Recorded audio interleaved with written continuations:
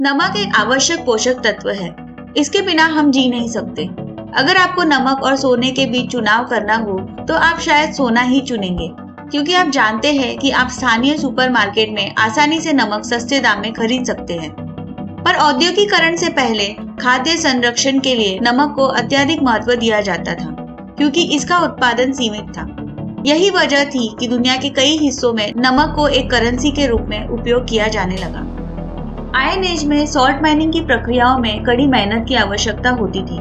उस समय वर्कर्स को पत्थर से बने पैन में समुद्र के पानी को उबालना पड़ता था, जिसमें बहुत ज्यादा ईंधन खर्च होता था।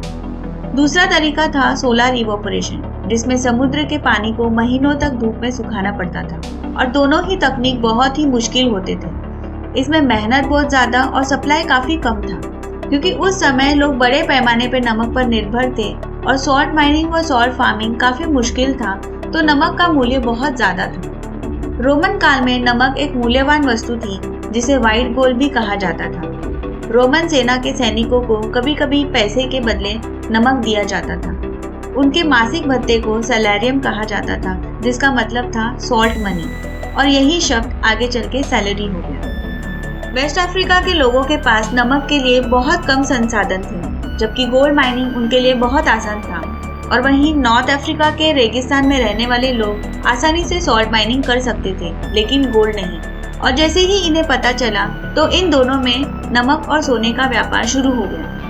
नॉर्थ अफ्रीका से ऊँटों के कारवां नमक के बाज के साथ साथ मेटल के टूल्स, कपड़े और तंबाकू को सहारा के पार नाइजर नदी, टिम्बकटू और जीनी जैसे जगहों पर व्यापार के लिए ले जाते थे। ज्यादातर सोना नमक के बदले बेचा जाता था, लेकिन चीनी, काली मिर्च, आइवरी और स्लेव्स को भी नमक के साथ एक्सचेंज करते थे। इसके अलावा इथियोपिया नमक को पैसे के रूप में प्रसारित करने में एक सबसे बड़ा उदाहरण पेश करता है। यूरोपियन खोजकर्ताओं ने 16वीं शताब्दी की शुरुआत में इथियोपिया में धन के रूप में नमक के उपयोग का उल्लेख किया है। अमोल जनजातियों ने सबसे पहले इथियोपियंस के लिए नमक के बाज को सॉल्ट मनी के रूप में पेश किया, जिसे अमोल कहा जाता है। सेंधा नमक के बाज एक वेटस्टोन से मिलते जुलते थे, जो 1.5 इंच मोटी, 10 से 12 इंच लंबी और काले रंग की होती थी। ये करीब 1 पाउंड की होती थी। सैकड़ों वर्षों से दनाकिल और अफार डिप्रेशन में सॉल्ट लेक से नमक का खनन किया जाता रहा है। मिडिवल पीरियड में कॉइन्स इथियोपिया के आम उपयोग में नहीं था। उस वक्त सोने को वेट के हिसाब से मापा जाता और व्यापारियों को बड़े पैमाने में लेन देन के लिए इस्तेमाल किया गया था।